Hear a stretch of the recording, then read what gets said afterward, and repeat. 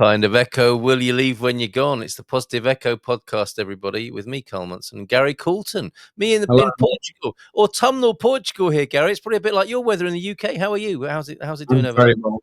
Today was stunning. You know, those occasional autumn days you get. Yeah. Slightly cloudy, but quite strong sunshine. Beautiful. Not a breath of wind. It's just, and then me, as usual, paddling on the Thames first thing. How lovely.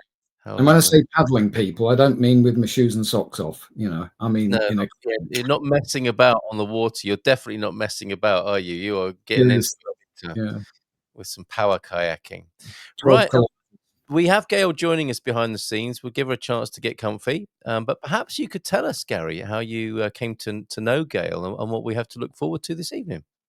So I came across Gail Keyes-Allen via Substack. I'm very active on Substack, and so is she.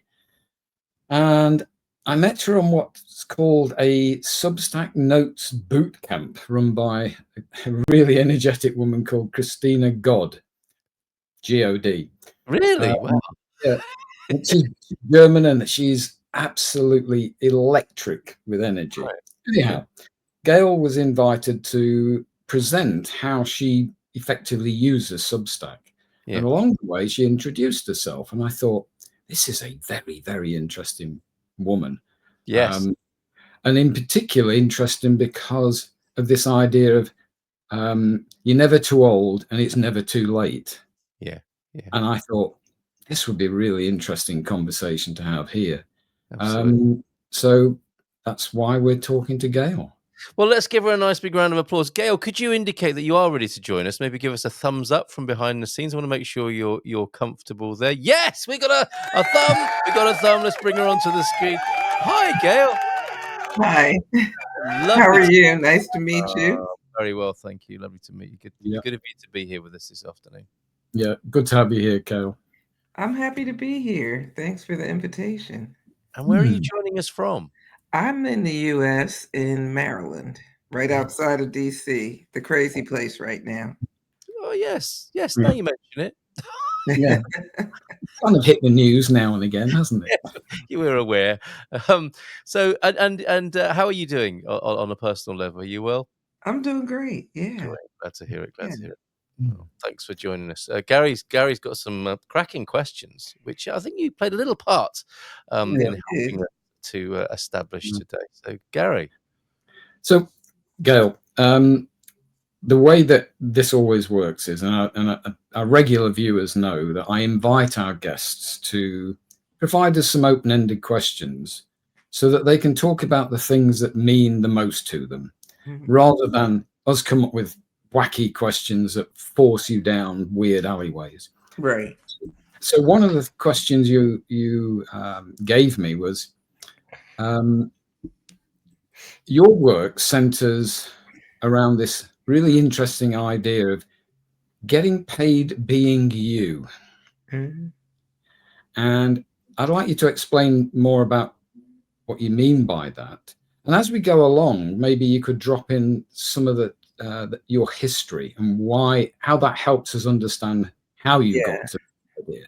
So we're going to shut up and let you tell us. Well, I came up with it because I left corporate and started my coaching business 4 years ago. And when I started my coaching business, I was doing things the way I was told to do things. Because, of course, there's a perfect way to run a business and there's rules. I'm being sarcastic, but I knew how to work in corporate. I was an accountant with a law firm. Actually, my office was 3 blocks from the White House. So I worked there for 16 years and I followed the rules, especially, the legal profession too, and as an accountant. So when I got certified and I started running my business, I ran my business by traditional rules of running a business. And the woman I got certified by made like 53 million last year. So of course she knows more than I do, which she does in a lot of ways, but she doesn't know me. And so I spent a lot of time following the rules. I did make a lot of money. In my first year of business, tripled my six-figure corporate salary, which still blows my mind. But what I realized is I created another job for myself. And it was unintentional, and I did not want another job. I left a job because I didn't want to follow all of those rules. So I got burnt out, and I just decided I'm going to rest. I mean, and take it slow. And I literally spent a lot of time outdoors, even just sitting in my backyard under the tree, just discovering who I am, because my whole life, my whole adult life, I've had a job, you know. And so I just knew that when I came back fully, it had to my business had to represent me, because I really believe that you are your business and your business is you. It's birthed from you. Mm. And so I just decided, like, the name of my Substack is the Old Black Lady Chronicles. I love it. And that idea was just kind of dropped in my spirit long before I knew what it was going to be. I didn't know it was going to be a Substack, but I knew that I represent a lot of things that society says are kind of like wrong with you. You're a woman, you're Black, you're old, you can't do these things. People are always saying that. And not personally to me, but that's the societal message. Yeah. Once you get a certain age, you're just supposed to go out to pasture or something. And I just decided I I'm almost 70. Gary and I are same age, 69. I'll be 70 in 6 months. And I feel great. I have a lot of energy. My mind is sharp. So I felt like if I put myself out there as the old Black lady, it's going to throw people off, because most people think that I'm younger than I am, but also the stereotypes, run strong. And I got on there and I just said, I'm going to show up fully as me without the rules and see how it goes. And so, what really happened that blew my mind, I got on Substack. I signed up for it in February. I think I wrote my first article in March, just just trying it out. Um, and in May, I decided I'm going to go all in on celebrating that I'm turning 69, which people think, "Oh, you're so brave." No, the old version of me would not have been posting that I'm celebrating 69. But this new version of me was just like, it's something to celebrate, because some people don't make it this long. And I did 2 Substack notes, which, for people that don't know what it is, it's kind of like a Twitter feed or Instagram within Substack. And one of them, I showed a picture of me in my 40s, and on the other side, a picture of me in my that was in May. So that was a note I did in May. But Oh, a long time ago. Yeah. on the other side, a picture of me in my 60s, and it said, "Reinvention is always an option." See, look at me squatting. And Amazing. I do I do crazy things that represent me. So I put those pictures side by side, and I ended up that month getting 922 subscribers to my Substack Cool. and making $16,000, right? That right there. Making $16,000 that month off of celebrating turning 69. And this is why I believe that we make money being us. People don't want to necessarily see the polished, perfect version. They want to get to know us. And, in business, I had always heard people have to know, like, and trust you. Mm. But that was very intellectual, like, it was more in my head. And it really wasn't until I did that post that I started going all in. And you can shut me down when you want, but because I can go. Not at all. No. But I want to tell another story that proves the point. So you saw those posts of me and videos of me doing squats. That's my real life. I was a personal trainer years ago when I was like in my early 40s, but I love working out and I've been sitting too much. So I just had decided I'm going to get up every hour and do some squats. And then one day I just thought, why not film it? Hmm. Yep. So I filmed it and I posted it on TikTok of all places because I wasn't even really on TikTok, but I felt like that's a place to be silly. Well, seriously, something crazy happened this week though. So what happened was I did a live on Friday, my first live on Substack. And then this woman reached out to me and just said, I really love the things you're talking about. Could we do like a coffee chat or a connection call? Do you do that? And I just said, oh, sure. Gave her the link. Hmm. She gets on the call, and this happened on Monday. She gets in today's I'm so confused this week. Wednesday. It's Wednesday. Still Wednesday. Yeah. So I get on the call with her Monday and I said, oh, how did you find me? How did you know about me? And she said, this is the craziest thing. I was on TikTok and I saw you squatting and I sent it to my sister because I wanted her to see examples of other women in our age group who still are vibrant and living their life. Mm. So then this lady, she's kind of stuck around her business, but she's very well accomplished, a CEO of a business. But she asked me for advice. And I said, the advice I would give you is to hire me for a month. It's $800 for a month. Hire me. I'll help you get unstuck for this one thing. And she said, oh, okay. And she paid me $800. Mhm. That's the example of making money being you. Yes, absolutely. Amazing. Yeah. And it also, Gail, sort of speaks to this idea of you can't be something if you can't see it. So, you know, we have this thing called stereotype threat where, to use your example, you mentioned you're a woman, you're black.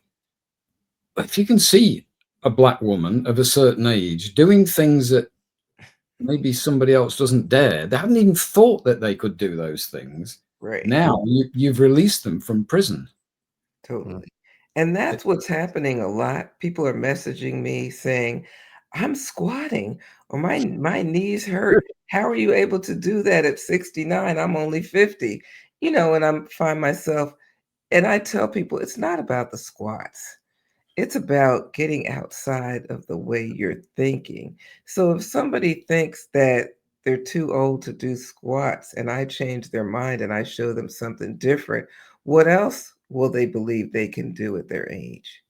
It's about shifting the paradigm. Yes.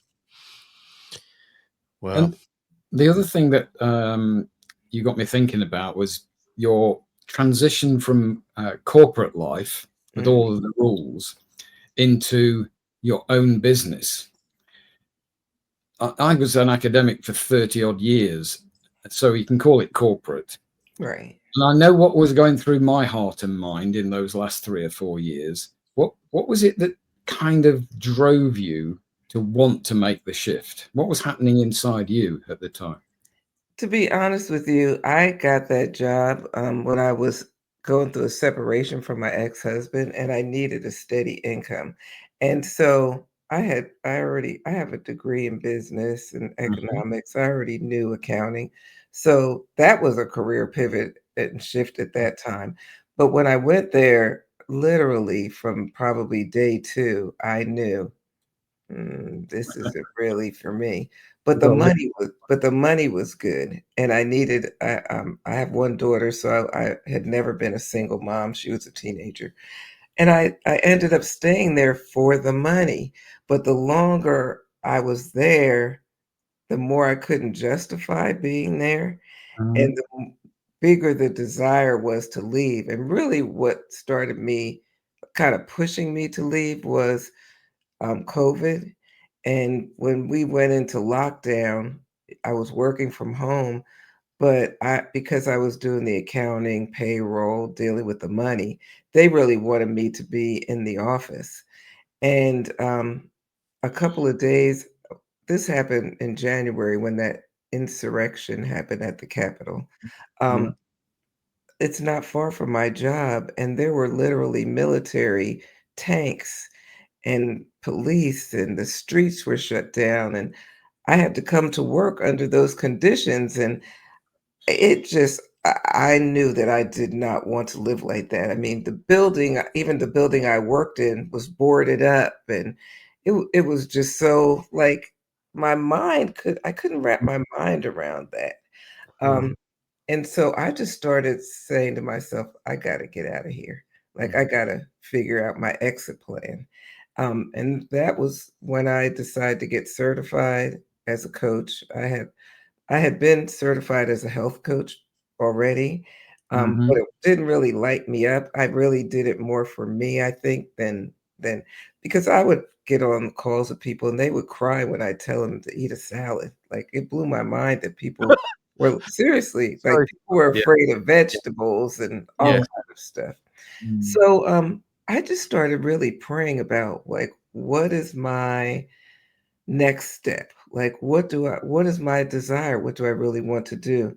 Well, in the process of that, I had an allergic reaction to CBD and lost hearing in one ear. Um, really crazy. They couldn't even believe it. I was in the hospital for 4 days. I was on sick leave for 4 months. Terrible vertigo, the whole thing. So I had a lot of time to think. And I decided I was going to get certified, but also along with that happening, when I went back to work, it was time for us to get our raises and bonuses that we got yearly. And I was told by the managing partner of the law firm that they had a meeting and they decided that he said to me, "We decided you're highly compensated enough and we're not willing to pay you any more money." That's a quote. Okay. Wow. I would I would never say that to anyone. And we're not willing to pay you any more money. And so we're not giving you any more raises. And I normally, because it's a law firm, they're pretty generous. Normally I would get maybe a $5,000 bonus and they gave me 1,000. So when he said that to me, something just rose up in me. And I just said to him, well, then I won't continue working somewhere where I'll never get a raise. But at the time, I didn't know where the hell I was going. I didn't Could know. you describe the look on that person's face for us, Gail, when you said that? Oh, he was shocked. He was just like, I bet. like, and then he's right. And then he said, no, no, no, no, no. I don't mean never. Like he tried to backtrack. Yes. And I said, no, that's okay. If that's really how you feel. Are you I said, are you unhappy with my work? He said, no, we've always been happy with your work. We're just not willing to pay you any more money. Wowzers. I mean, that's like he's been watching the George Clooney movie the night before, right? And is it In the Air where that guy goes around firing people? He's like playing Oh, hardball. yeah. Yeah, yeah. Yeah. That's what he told me. You're highly compensated enough. So after that, I had already been praying about it. Like literally, I had sticky notes around my computer, affirmations on the wall in my office. Like I had to really keep doing like the mindset work to keep my vibration high. Yes. And when I walked away from him and walked back to my office and sat down, I heard a voice, my voice, I guess, saying, "They do not get to dictate how much money you make." And I was just like, "What? Like, where did that come from?" But I mean, I just knew that there was more. And so I got certified. I started offering my coaching. And when I resigned, which is so funny. Now my manager, she was a separate person from this guy, but she cried when I told her I was leaving because she thought we were all just like me, her, and another coworker were pretty tight. And she said, I just thought we'd all be here together until we retire. And no, no, no. So And one other thing, and all of the attorneys stopped speaking to me when I resigned. After 16 years, they never even said goodbye, didn't have a going away party, didn't have anything. Nothing. You kind of found out where you stood, right? I suppose. How disappointing is that? Yeah. But the only positive thing is that positive echo you left with your immediate colleagues. And that's the thing I would value. And I can't, without going into my story, this is your story today. Great. I experienced something very similar. Okay. That feeling of they're almost glad to see you out the way because you're a bit of an embarrassment now. We don't want to emote over you and you leaving, so we'll just ignore you.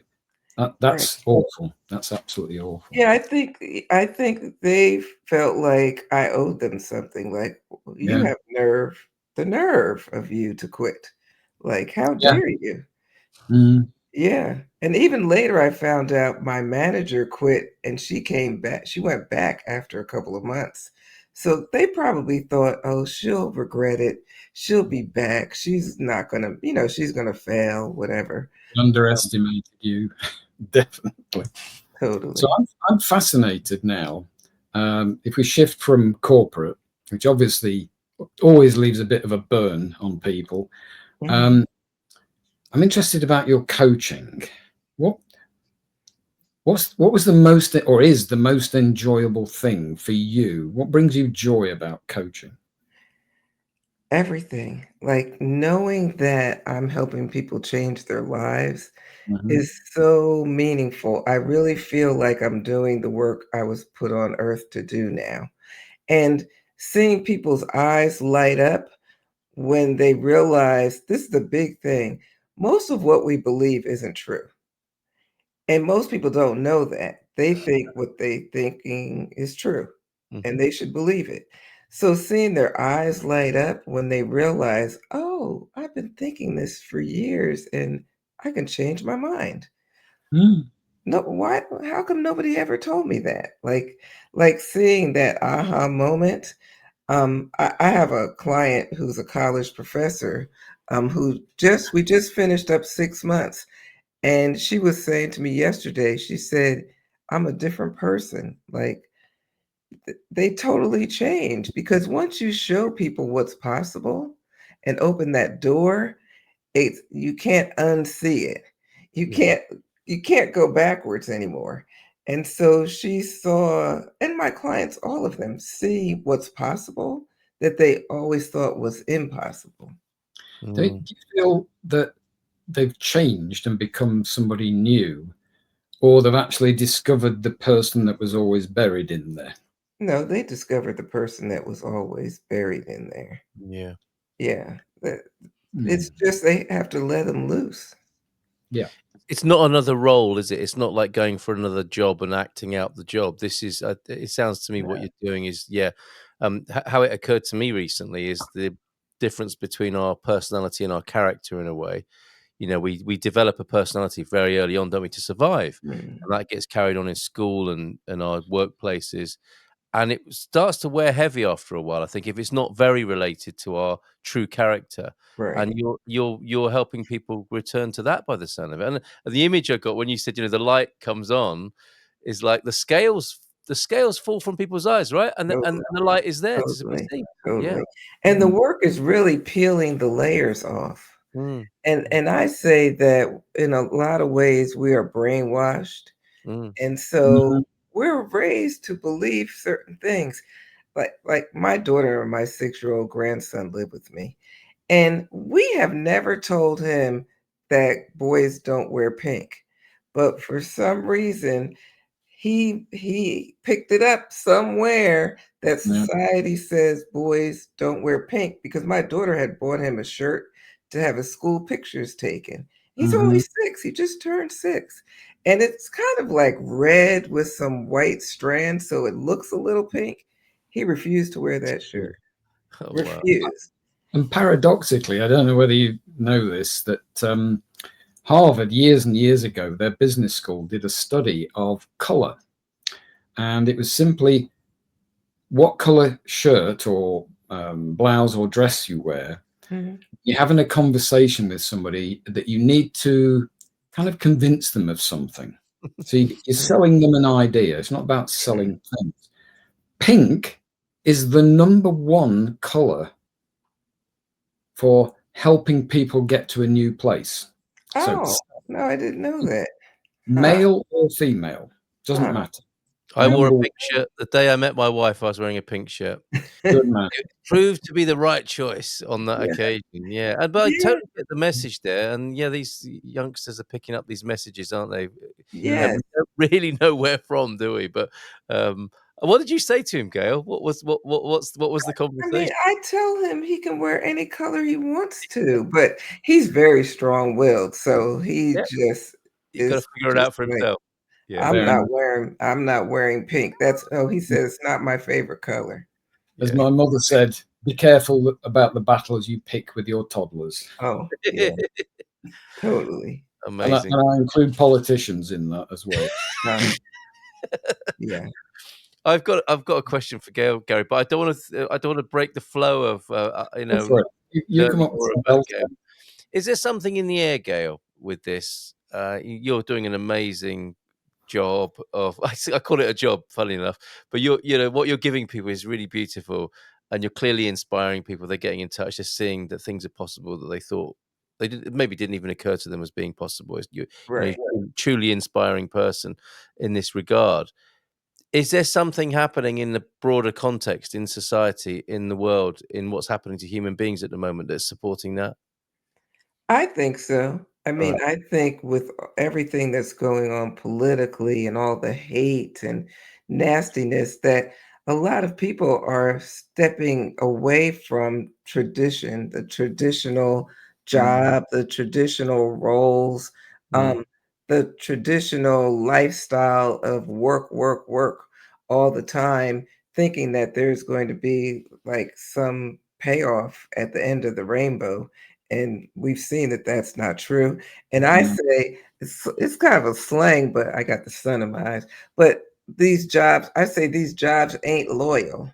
Like these jobs don't give a damn about you. Yeah. You die and they have someone in your seat the next day. And I think with social media and everything going on, people are starting to see that more, and their life is becoming more important than the job for a lot of people.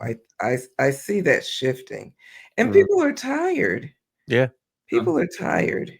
And so that goes back to making money being you, because there's so many interests that we have that we never spend time pursuing because of work. And so my whole theory is if you step into them and teach it to other people and talk about it, that people want to gather together in community. And then you start offering these things as a service. And a lot of these things used to be a service. Now corporations have taken over. But if you're a great baker, and you start talking about your baking and you start baking things and teaching other people how to bake, that's making money being who you are, right? But we've leaned into going to the store and buying these baked goods, which now absolutely taste horrible. They've put so many chemicals in them. So there's so many ways that I point out to people how they can make money based on what they already know. The biggest barrier is people aren't used to putting themselves out there to sell. Yes. And I would say that that's the biggest barrier, I help people get over. And it goes against the messaging of our cultures, doesn't it? That actually what we teach people at school is you can't make money being yourself. You're gonna have to wind that in a little bit, and maybe do it at a weekend or do it when you retire. Right. And that's a pretty powerful message, isn't it? That you're gonna have to compromise or hide. And that that was how it was. And I guess we're living in the residue of that as well, aren't we? Totally. Yeah. Well, I mean, I'm the residue of it, but thank God. I mean, I'm so thankful that at my age that I'm in great shape. I have a sharp mind. Like I don't even think of myself as being old. Whereas I see people 10, almost 20 years younger than me acting like they're getting ready to go to the grave. So sadly so. Really, their mind is in a bad space. Their bodies like giving out on them because they never really took care of themselves. And a lot of it is because of work. I think a lot of it is chasing the dollar, trying to make the monies, but I don't even feel old. Sometimes I question myself, like, am I delusional? Maybe I am, but I think that's a good thing. Maybe it'll help me live longer. I don't think there's anything wrong with being a little delusional. If all of our thoughts aren't real and made up, made up, then why not be a little delusional? At the same time, it's only if it's destructive to other people or ourselves that it's a problem. Right. I always say I'm still 18 until I look in a mirror. Right. Yeah.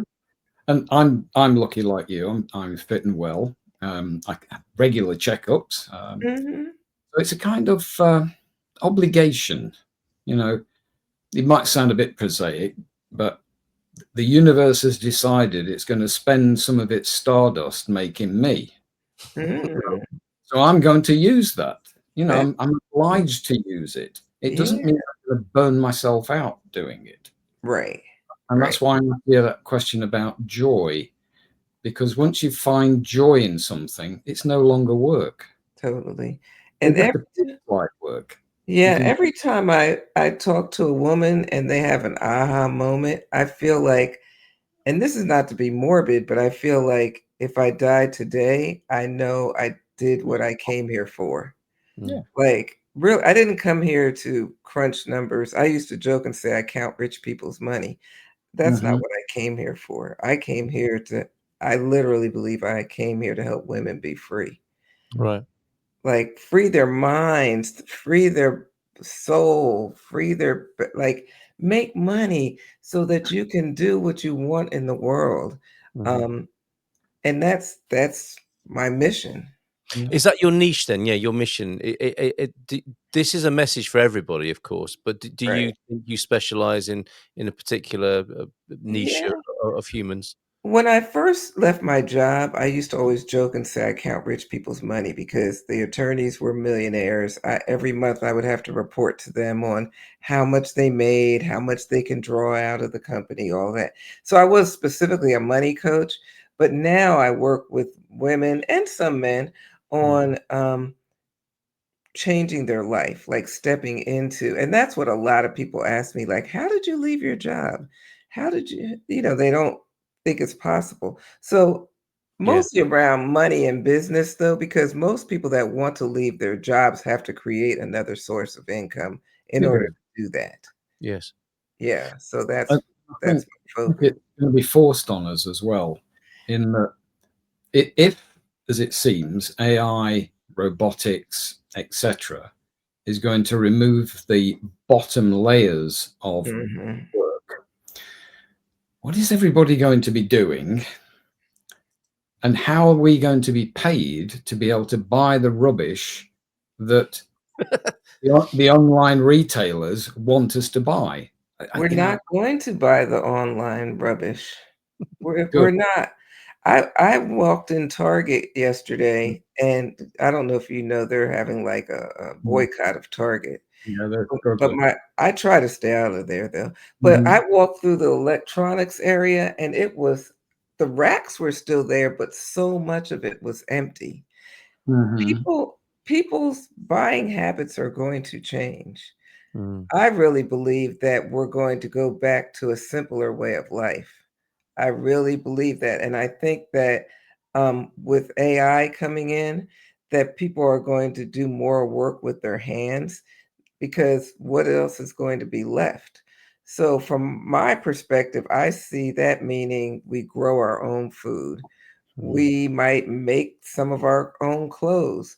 There are still people that do that, but it's kind of like a dying, it was dying out with fast fashion and all the things in the stores. But I think that we're going to be forced into it, which I just see that happening. Like, I was having a conversation with my sister the other day, and she gardens, so she grows a lot of her own food, and she doesn't have a large yard, but she was saying how she's like getting prepared for maybe the availability of food won't be the same. you know? So I see people getting out there, using their hands more, doing some of the things that, unfortunately, people are being arrested for, like people working on the farms and things.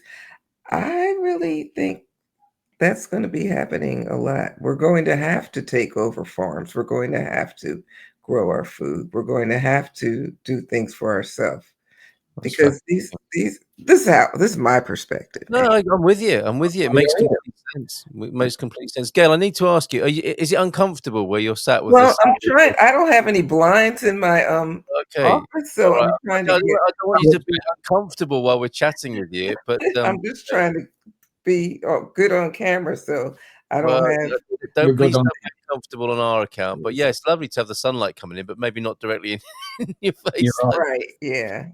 Okay. I want to ask you. Sorry, go, Gary.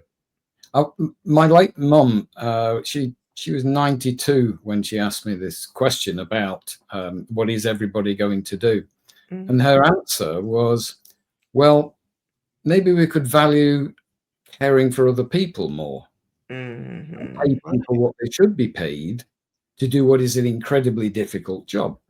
She also talked about maybe people would want to work in the environment and sustainability, and in other words, be human. That's right. Yes. And deconceptualize these things, right? This is just like being alive, isn't it? What we're talking about, sort of life skills for being alive, rather than making it a thing, which is what we've abstracted it, haven't we, and conceptualized it. Adrian's joining us, should be taught. I'm sure Adrian's talking or relating this to the food conversation, should be taught in the schools and in free adult education, including evening, weekend, and blended learning. But also, I think the general attitude that you're promoting and sharing with people, not too old, not too late. And this is your wake up call to get paid being who you are. I wanted to ask you, Gail, I mean,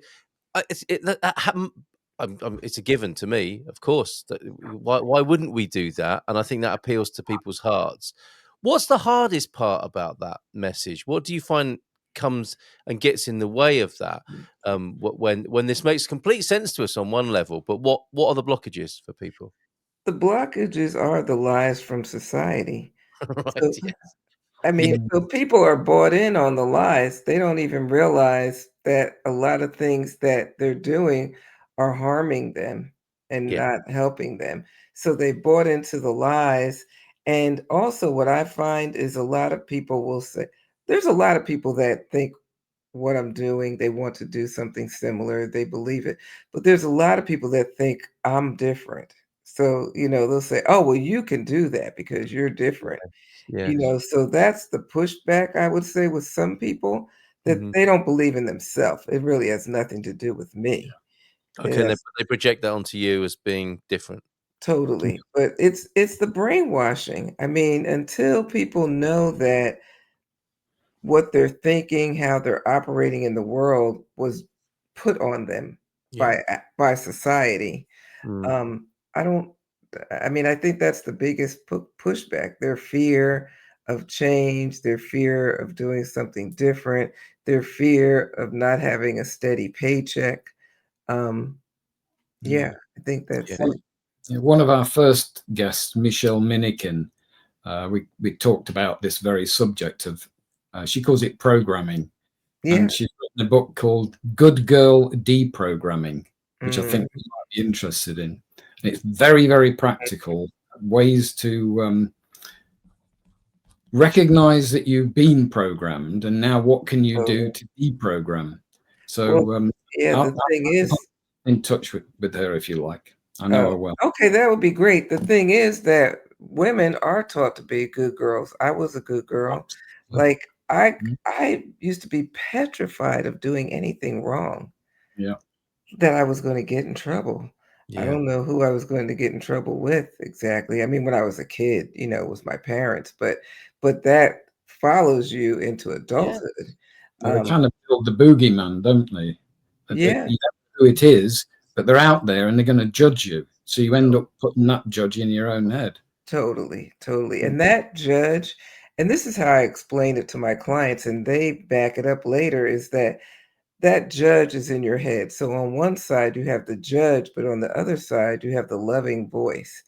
And that judging side is so much louder. And what I help my clients do is minimize the judging side. I used to call it the devil and the angel, the opposing forces. Um, that I almost never hear that anymore. Whereas before it used to be so loud, and it's loud for most people. Would you say you've reconditioned yourself in that regard then, Gail? Is that what's happened? So practice has helped. Totally, Yeah. totally. I say I have a well-managed mind Okay. because what happens is, of course, I have fearful thoughts. Everybody does. Yeah. But I know how to shut them down Yes. and Yeah. call them out. I call it firing the liar. So it's like our brains lie to us all the time. And so I tell my clients all the time, you've got to fire the liar. Yeah. And when you and you know those voices, they're the ones that scare you. They're the ones that stop you. They're the ones that say, "Oh, you can't do that. Who would pay you for that?" Or who wants that from an old person? Or people, especially the old thing. People think I'm too old. It's too late. I What have can't you got do to that. offer? Yeah. Yeah, I don't. Yeah, I have nothing to offer. I'm not a tech person. I don't know. All of those things are all lies. True, true. Now, What conversely, or additionally, Mhm, Adrian was mentioning about how certainly part of what you were saying should be taught in schools. I suspect this whole mindset and attitude will be amazing to be taught in schools. mhm. Spinning it round, is it also not too early and you're not too young to be getting paid to be who you are for You people? definitely aren't too young. I'm Right. I'm trying to figure out how to teach a lot of this to my grandson and Yeah, encourage right. it now. Yes. Yes, Yeah. and the good thing with him, he wants to he wants to be in my office, he wants to be at the computer, he wants to see clients, Mhm. because he's seeing it modeled to him, and Beautiful. so I think that the earlier the better. Yeah. I Yeah. really do believe the earlier the better, and when they're young too, we still have to go up against what they're being told in school. Yeah. So, in school, they're like, I asked him the other day because he's, wild. He's 6. I said, "Do you get tired of sitting all day?" He said, "Oh, Gigi, I hate sitting. I just want to get up and run around, but I can't." And even though they play outside, for a minimal amount Not of the same. time, a Yeah. 6-year-old boy does not, well, Mhm. girls too, but that 6-year-olds don't want to sit in a chair all day, but that's part of the programming. Yeah. And Definitely. we keep kids emotionally ignorant as well. Oh, We don't definitely. allow them to share their emotions. They're usually shut down by parents because they're embarrassed if it's in Right. public. Whereas I've always thought that nature gives us emotions for a really good reason. Mhm. And if we can help people understand that their emotions are useful, not to be frightened of them, Right. suddenly all those secrets that kids have in their mind about who they are, what they're worth, and what they should be doing is more obvious to them. Yeah, I'm going to be me, and I'm Right. going to be an emotional person. Maybe I'm Totally. more sensitive. But I don't know about you, but I wasn't allowed to feel my emotions when I was growing up. It was just like, get over it. Get Hmm. over it and go back outside. Go back and go do whatever. We don't have time for that. But what it leads to is adults that aren't in touch with their emotions. Right. And I know even for me, I had to learn words that went with the feelings. Yeah. Mhm. I did not, I knew the feelings, but I didn't know how to express the feelings. There's a technical term for that. They call it alexithymia, Oh, I where you never. don't have the vocabulary to describe what you feel, and therefore you can't share it with anybody. You I can't What did. did actually you do share to it with. that's Sorry? fascinating. I was just wondering what Gail did to what was your sort of recovery program on that, Gail? And when did Not that you mean when I not expressing my feelings? Yeah, I Hmm. mean, you say you put it sounds like you put that right, you know, you learned Oh, what the yes, words yes, yes. were and expressed I yourself. Therapy. Part of it was therapy, and part of it was coaching, because the model that I coach on, you have to address your feelings. Like, part of the coaching is addressing your feelings. Yeah. And so even when I was learning, they would ask, well, when you think that way, what do you feel? Like, and you could only use feeling words. So you couldn't say, oh, it feels like somebody said what. People use feelings in a different way. Yes, yes, But yes. what is the word? So then I had to get I had to copy feeling words off the internet and look them up. And then this is the other thing. I learned that we could create feelings in our body for ourselves. So we don't have to wait for them to accidentally come up at some point. I didn't know any of that, and most of my clients don't know that either. Most people don't know that. How But it's beautiful. when you get into it and you make those discoveries, it's the biggest thrill on earth almost. It really Oh, is. I'm a real full person now. It is. And And as you say, now I tell my clients to ask themselves, how do I want to feel today? Yes. How do you want to feel? Oh, that's how you want to feel? Look it up. What's the definition? Where can you feel it in your body? That was not encouraged when I was growing up. But now with my grandson, if he gets angry or frustrated, we always tell him, it's okay. Sometimes I'll tell him, go in the garage and holler. Like, or go outside or punch the pillow if you're and now he'll say, I'm angry. Good, that's fine.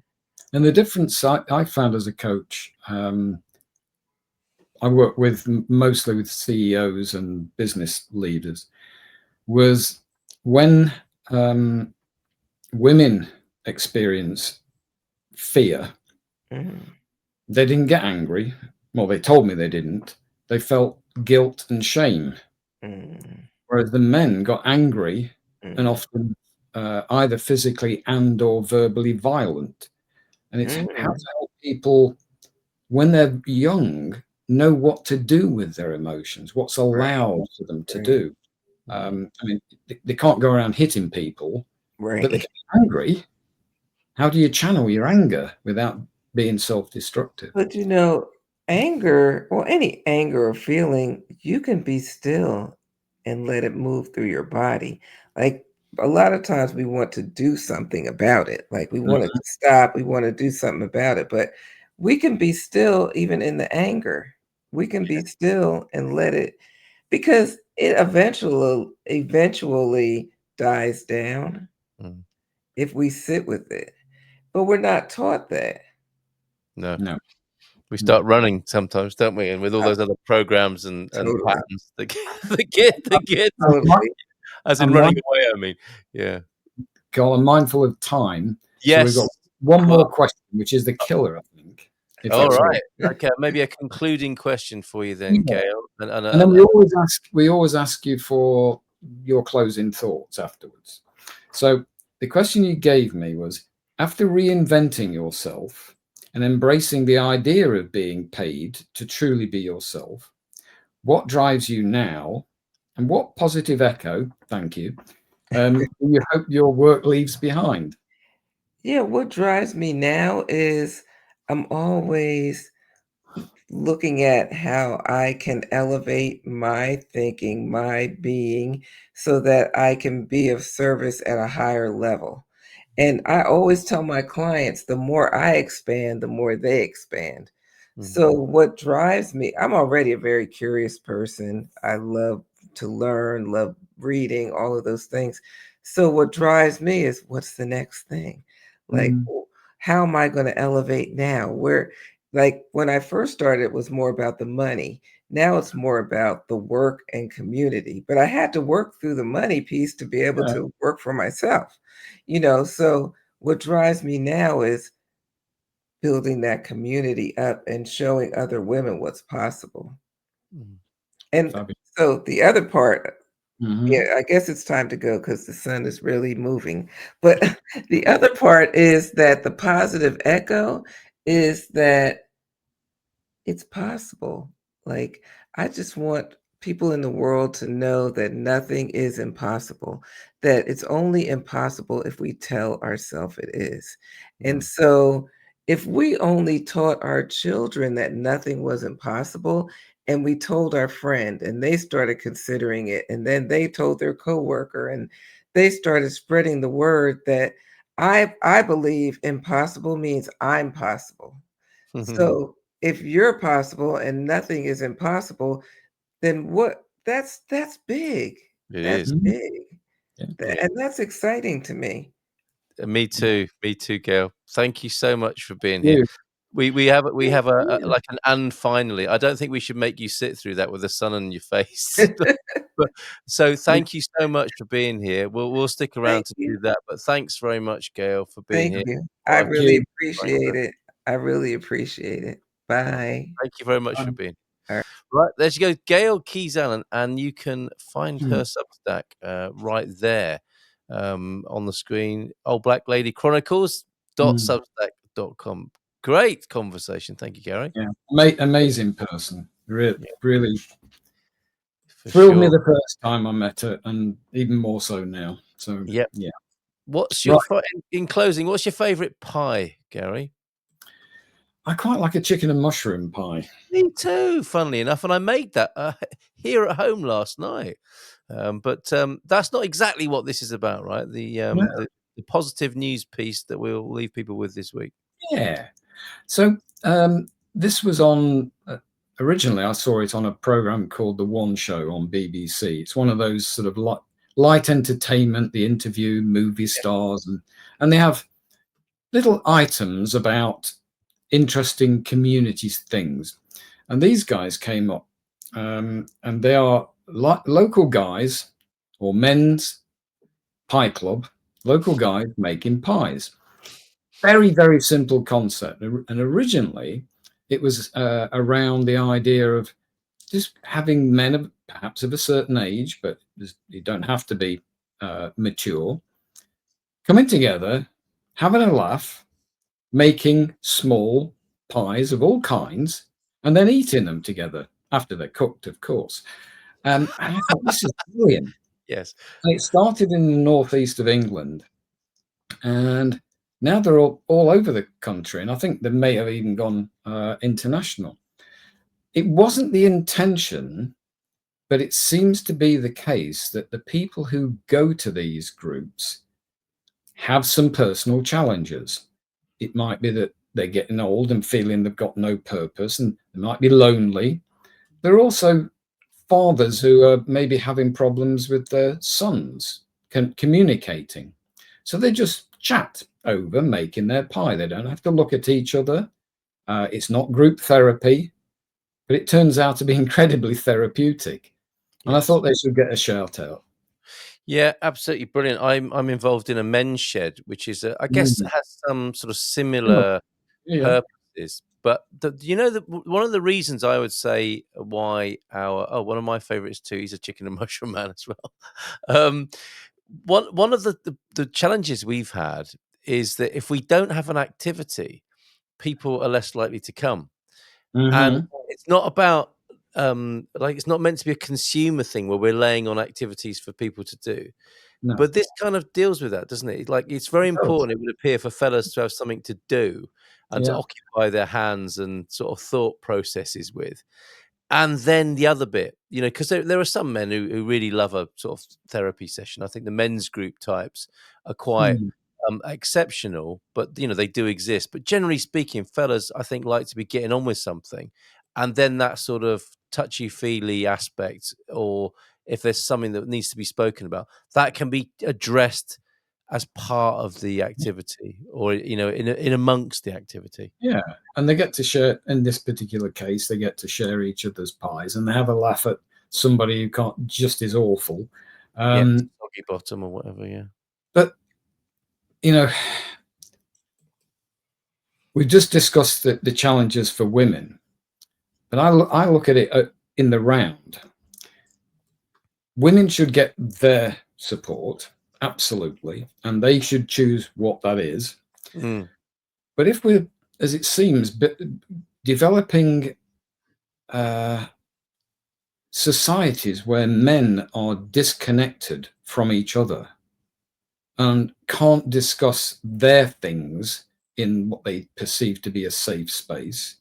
They don't have to perform like they might feel they have to perform in front of women. Yes. They're going to have conversations with people that they probably wouldn't have with anyone else. And they're not the kind that would go to therapy. They don't feel they need therapy. They want community. They want just to get it out. Yeah. Have it out there in the air and somebody go, yeah, I feel just like that. What could we do about that? And it gets experiments made then. It can only do good, is what I'm basically saying. Yeah. And all strength to their pie-stirring arms. Do you think this was more available in work previously, in decades ago? Because I don't, the corporate scenario that's been outlined tonight, it's pretty horrific, isn't it? Taking it to its worst extremes. And I think there was a lot more slack, and I don't even know if it was a conscious thing, but people weren't, extra highly efficient productivity wasn't the mainstay. And I can understand why it's important, why productivity and efficiency is important at work. But when it's taken to an extreme that the social glue or facility of work is completely eroded because everyone's just working all the time trying to get a particular thing done, you lose this, don't you? You do. But I also think that, back in the day where, let's say, you were working peacetime, making parts for bicycles. I'm thinking of, was it Saturday Night and Sunday Morning is the novel and movie. Yes. Yeah. Where you got the time and motion man with his clipboard and his stopwatch. Yeah. Then it was too noisy to have conversations. Yes. You were working on drills and so on. But you then went and played football with people, not literally, usually a football. And there was the pub. Yes. And church and just other parts to life, right? Which seem to have become... Everyone met more often, women as well as men. And we seem to have lost that. In Britain, there's the pub culture has changed out of all recognition. Yeah. And you tend to go in tiny groups and you don't mix with other people.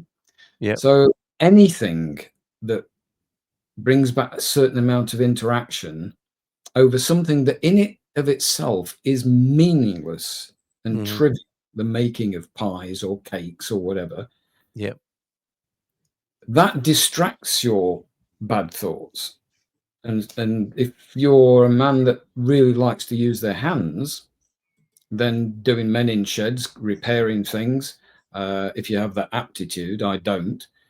But I quite like to make some pies. I really do enjoy cooking and making pie. Well, you made me hungry now. And I think I made a pie last night and I was very pleased with it. I'm going to go and do something else this evening. But yeah, it's a great idea. So well done, Men's Pie Club.co.uk. And yes, Adrian, men'ssheds.org.uk is the UK version of it. But yeah, the Men's Shed movement, as you put it, absolutely. That's I think started in Australia. We have one. So. Yeah, I think the men are meeting tonight. I won't be joining them. I'll be doing a podcast a little later on called Understanding Islam. I think it does what it says on the tin. Hopefully, certainly we'll be discussing from an expert and personal experience point of view what it is to be a follower of the Islamic faith. With Dr. Aleem in an hour or so, and my endeavour is to get beyond the algorithm and to understand the religion, the behavioural code, the culture of Islam tonight. Understanding is everything, isn't it? Isn't it just? And I think we've done a pretty good job on that tonight. And with this podcast, I may say so ourselves there, Gary. So I'll see you in 2 weeks' time, my friend. Enjoy your pie, if that's what you're having tonight. Bye.